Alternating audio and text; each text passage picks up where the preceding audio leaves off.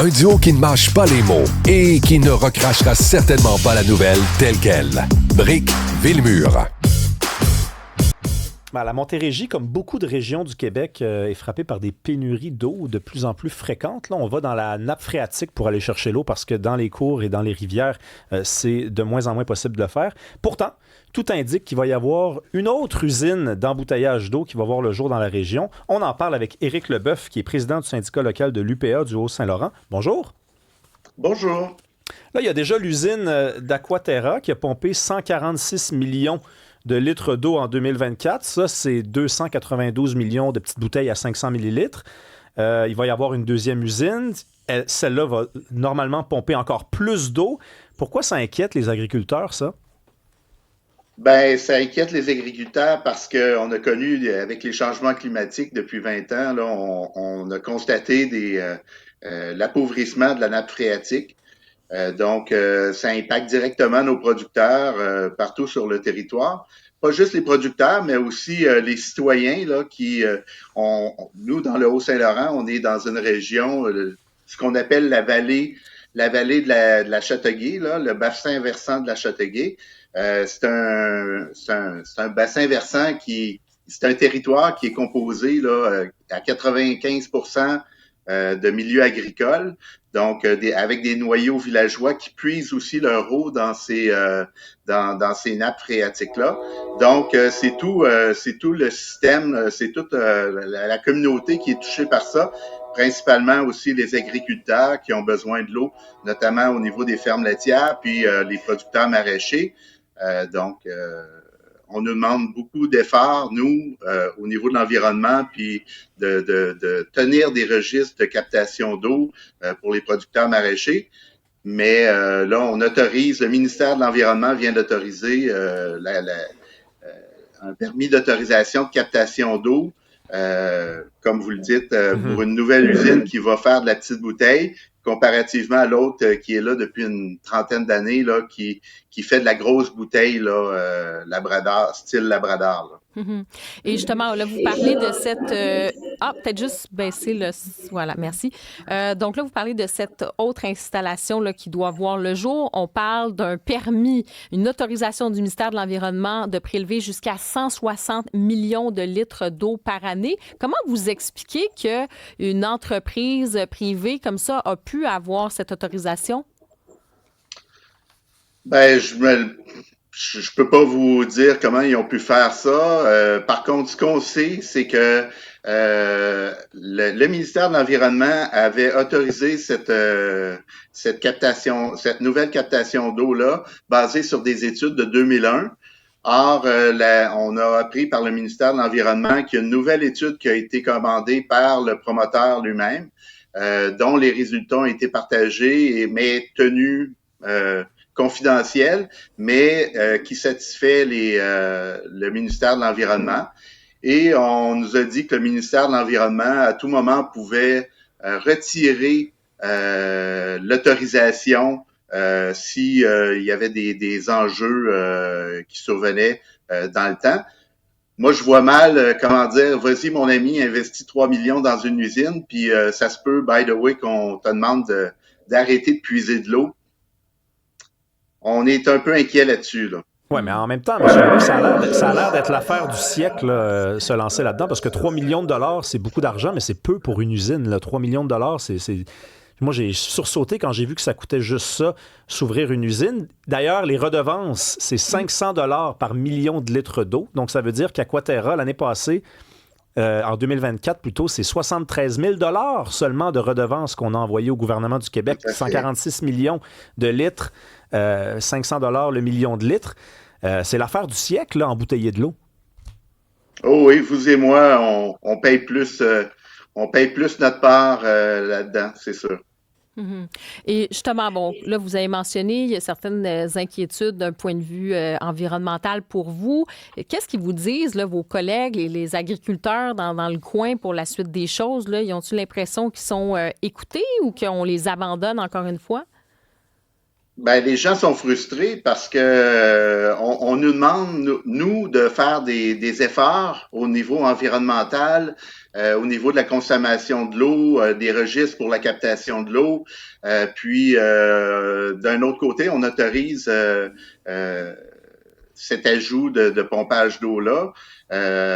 Puis, cette nappe phréatique-là, c'est un peu la survie là, de l'aquifère là, de la vallée de la Châteauguay, là, du bassin versant du Gévaudan. Est-ce qu'à votre connaissance, M.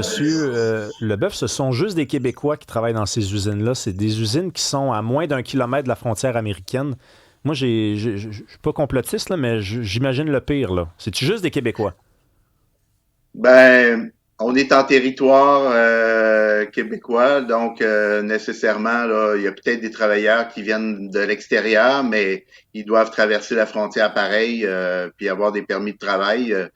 C'est un détail pour moi, là. Ben, c'est pas un détail si c'est des Américains qui travaillent dans une usine Non, mais qui on ne entend. donnent très peu de redevances au gouvernement du Ouais. Québec, parce que ça serait un scénario Tout à catastrophe. fait. Tout à fait. Au niveau de leur part d'impôt, c'est ça que on peut se questionner. Mais moi, ce qui m'inquiète surtout, c'est que cette eau-là, on nous dit que c'est destiné à un marché du Midwest américain, là, en petites bouteilles d'eau. Hmm. Ça m'inquiète plus, là, Mhm. Et au niveau de la ressource. Oui, c'est ça. Vous dites que en plus, ça pourrait être destiné davantage au marché américain, cette eau-là qui est puisée chez nous. Puis pour les agriculteurs à ce moment-là, qu'est-ce que vous demandez au gouvernement pour faciliter votre vie? Parce que là, vous dites, on est quand même inquiet là, pour nous, pour nos champs, pour notre propre production. Oui, ben c'est ça. C'est que nous, chaque année, on a des enjeux. L'été passé, on a des producteurs ils ont eu des puits artésiens qui ont été à sec. Il y a des gens qui ont été obligés de creuser de nouveaux puits. Peut-être pas dans le Haut-Saint-Laurent, mais il y a d'autres régions en Montérégie, des producteurs qui ont creusé des puits puis qui sont arrivés dans une nappe d'eau salée là, qui provient de l'ancienne mer de Champlain. Donc, obligés de traiter l'eau pour la désaliniser. Puis, donc, ça comporte plusieurs risques. Puis, on veut pas en venir là pour l'instant. Puis aussi, faut conjuguer avec notre communauté qui est composée de noyaux villageois qui se densifient de plus en plus. Il y a des villages autour de nous qui émettent des permis de construction. On densifie la population. C'est une demande accrue en eau. Donc, à un moment donné, les gens veulent manger 3 fois par jour. Il faut ça prend de l'eau pour notamment la culture maraîchère, puis les fermes laitières, puis la vie de tous les jours, les humains. Là. Merci beaucoup, M. Leboeuf, président du syndicat local de l'UPA du Haut-Saint-Laurent. On va suivre ce dossier-là. Merci d'être venu nous parler. Plaisir, merci. Beaucoup de commentaires qui rentrent, Karima. Les gens se disent, on se fait voler notre eau. C'est pas compliqué. Parce que là, c'est sûr, en plus, ils viennent de préciser, M. Leboeuf, c'est de l'eau qui n'est même pas destinée au Québec. Là. C'est de l'eau qui est embouteillée à même les ressources du Québec. La nappe phréatique, la nappe phréatique, il faut comprendre. Là. Quand on est rendu à puiser dans la nappe phréatique, c'est parce qu'on n'est plus en train de puiser dans les cours d'eau. Là. C'est le dernier recours. Là. Donc, quand on va là, pour mettre ça dans des petites bouteilles en plastique, les shipper aux États-Unis, d'accord? On n'est même pas sûr si c'est des Québécois. Probablement que ce sont des Québécois qui travaillent là. Tu as besoin de permis légaux. Là, tu ne peux pas travailler. Oui, je comprends. Sauf que c'est à moins d'1 kilomètre. Là. C'est à 500. Bon. Enfin, bon. Je pense que le débat n'est pas... Le débat n'est pas là, mais je mets ça sur la table. Je mets ça sur la table. Si tu embauches des gens, il faut quand même qu'il y ait des permis pour être là. Mais le vrai enjeu, je suis d'accord avec toi là-dessus, c'est quand même à qui est destiné tout ça. Est-ce qu'on... Un peu, tu sais, à une certaine époque, début du siècle, on disait que finalement, on donnait nos ressources là, pour des scènes. Hein? Rappelle-toi, là, c'était un peu ce débat-là sur les grandes entreprises qui pouvaient faire de l'extraction de nos ressources puis finalement payer des peanuts, hein, comme on dit. Et là, est-ce qu'on se retrouve dans une situation... Sauf que l'eau c'est une ressource vitale. C'est comme il y a quelque chose, je trouve, qui est encore plus épeurant là-dedans. Puis c'est vrai que ça fait réagir les gens. Les personnes, je dirais, nos auditeurs ne comprennent tout simplement pas. Là. Ils ont l'impression qu'on vend littéralement notre eau. On dit on la donne quasiment à des grosses compagnies. Ces bouteilles sont vendues en grande partie aux États-Unis. Donc, il y a quand même cette grande inquiétude. Je le répète, là, 500 $ par million de litres d'eau. Ça, c'est la redevance que les entreprises doivent rendre au gouvernement du Québec. 500 millions de dollars par million de litres d'eau. C'est 73 000 $ qu'Aquaterra a donné au gouvernement du Québec pour 146 millions de litres d'eau, pour faire 292 millions de petites bouteilles. Là, je comprends qu'on paye des taxes, qu'on embauche des gens qui payent des taxes, qu'on paye des taxes municipales si on a un terrain, mais ça n'a aucun bon sens, 73 000 $. C'est une drôle d'industrie. Je comprends pas, moi, parce que quand la mairesse de Mercier nous dit, par exemple, puis les associations nous disent la même chose, c'est les derniers qui ont le droit de toucher à l'eau. Mm-hmm. Les premiers, c'est les citoyens. Ensuite, on a les agriculteurs, puis à la fin, on a les compagnies comme ça. Puis là, c'est rendu que des agriculteurs disent, écoutez, nous, il va falloir qu'on ait accès à de l'eau. On n'en a plus. En fait, on nourrit les gens. Oui. On nourrit les gens, tu sais. Fait qu'on a un lien avec la première étape, là, que c'est l'accès à l'eau aux gens, bref. Mm-hmm. Non, mais tu as raison. En fait, j'allais dire là-dessus, c'est que les agriculteurs, souvent, ont l'impression qu'ils ont plus de contrôle par rapport à leur utilisation. C'est plus de normes à respecter et tout ça. On ne dit pas, évidemment, il y a des normes à respecter pour les entreprises, il y a des demandes d'autorisation auprès du ministère, donc ça a répondu à ces critères-là. Mais je pense que en tout cas, moi, ce qui me peut choquer là-dedans, c'est ce côté de marchandisation d'un produit aussi vital que l'eau et, comme tu l'as mentionné, pour des redevances qui sont ridicules. Ridicules à l'heure où on nous parle de changement climatique, d'être écolo.